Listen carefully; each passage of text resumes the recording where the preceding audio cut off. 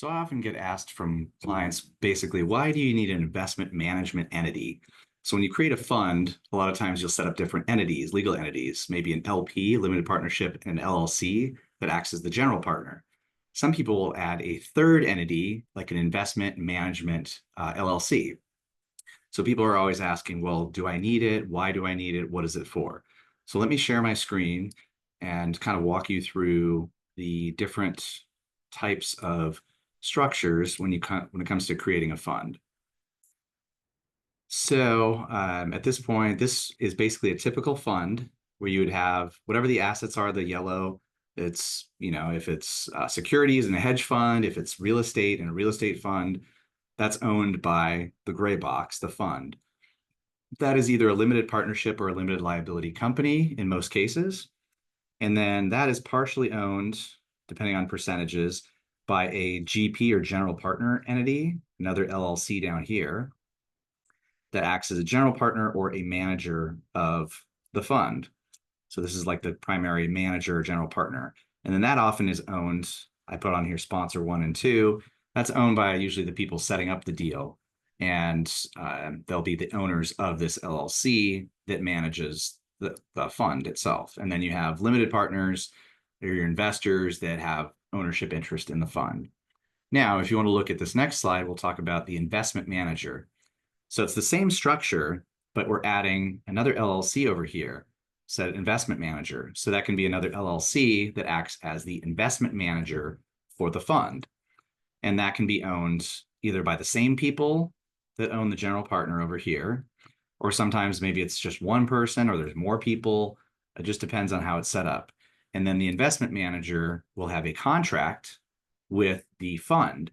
So there'll be no ownership going back and forth. It's just a separate entity that has a contract to provide investment management services to the fund itself in exchange for an asset management fee.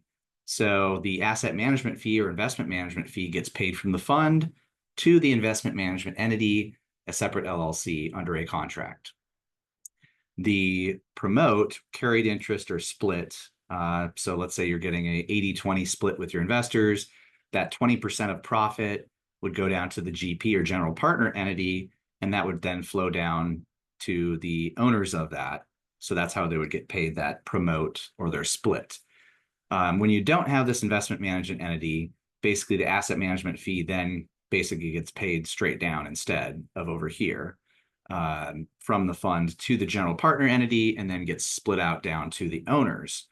The benefits of having a separate management entity is you can split out those type of fees. So you might have different ownership in who's getting paid the investment management fee versus the promote or the split. So that helps separate those out. Provides a little bit of liability protection because if there's a lawsuit over the management of the fund, they might sue the general partner entity. If it's a decision based on what assets they're investing in and like a negligence, like you made a bad investment decision, they may sue the investment manager entity over here. So it does provide a little bit of insulation in terms of liability protection.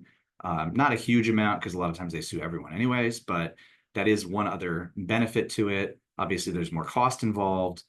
If you have to become a registered investment advisor, usually you want to have a separate entity. But if you're under $150 million in assets under management to be a private exempt reporting advisor, then you don't necessarily have to have that separate entity. So there's some liability protection, and also you can split up the different types of fees. So those are the primary benefits. The drawbacks are obviously cost of formation and keeping an additional entity in place. So hopefully that gives you a little bit of a background on why people use a separate investment management entity. It is not required in most cases, but those are some of the reasons that they do.